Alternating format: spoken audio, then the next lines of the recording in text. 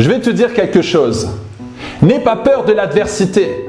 N'aie pas peur de la douleur. Affronte-la. Nous sommes trop conditionnés à fuir la douleur. On nous vend du rêve en nous faisant croire que ce sera facile. Les gens cherchent des raccourcis, de la facilité, du confort.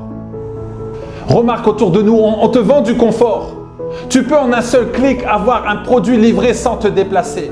Tu peux sans faire le moindre effort avoir à manger chez toi en 30 minutes. Beaucoup fuient l'adversité. Mais sache une chose, toute adversité à laquelle tu fais face a pour but de te transformer. L'adversité est un moyen de te perfectionner. Mais ce qui se passe, c'est qu'on accuse souvent l'ennemi. On trouve des excuses pour ne pas prendre ses responsabilités. Mais comment vas-tu grandir si tu ne passes pas par le feu? Comment vas-tu te perfectionner si tu ne passes pas par des épreuves?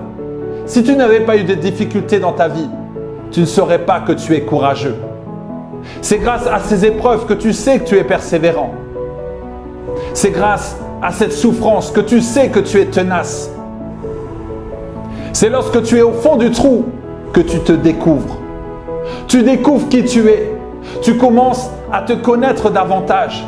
Tu apprends à gérer le stress. Tu apprends à gérer la situation. Tu apprends à te maîtriser. Mais imagine que tu as une formation gratuite pour toi.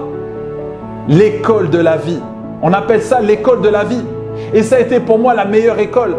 Tu peux acheter des formations de coaching. Tu peux aller à plusieurs conférences. Tu peux te saturer de vidéos de motivation. Tu peux lire plein de livres. Mais la meilleure école, c'est quand tu es dans une situation douloureuse et pénible et que tu arrives à sortir de là. Là, tu auras appris beaucoup de choses. Sache que tes victoires ouvriront la porte aux autres. Car oui, tu es victorieux. Tu vas pouvoir témoigner et tu partageras ton histoire. Ne garde pas cette histoire pour toi. Ne garde pas ce témoignage pour toi. Une chose que tu dois faire, c'est d'être clair avec tes valeurs. Sois clair avec qui tu es. Nous avons peur d'être honnêtes. Nous avons peur d'être jugés. Mais tu peux te comparer à une seule personne, c'est toi-même. Compare cette personne il y a 1 an et maintenant. Est-ce qu'il y a eu du changement? Est-ce que tu as changé depuis l'année dernière? Tu veux te connaître davantage? Alors accepte tes épreuves, accepte les imperfections, accepte l'adversité, accepte les tribulations, accepte l'inconfort. Fais face aux difficultés et tu trouveras des solutions. Peu importe les circonstances, fais le point sur ce que tu as fauté, remets-toi en question et avance. Dis-toi, ok, j'ai mal agi, j'ai mal réagi, je vais me réajuster. Mais il y a des personnes qui ne veulent rien savoir. On ne peut rien leur dire, car ils prennent les choses trop à cœur. Ils se sentent toujours attaqués, critiqués, humiliés, blessés. On appelle ça une victime. Sortons de ce rôle de victime et assumons nos responsabilités. Le passé est passé. Ne sois plus prisonnier de ton passé. Sois un nouveau produit de ton avenir. Deviens une nouvelle personne avec une nouvelle mentalité. Une mentalité qui est renouvelée chaque jour. Affronte la peur. Elle ne doit pas te dominer. Je parle des fausses peurs.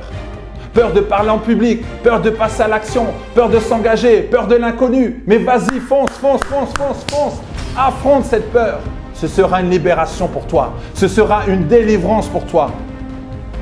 Et tu sais ce que tu dois faire. Tu sais ce que tu dois changer en toi.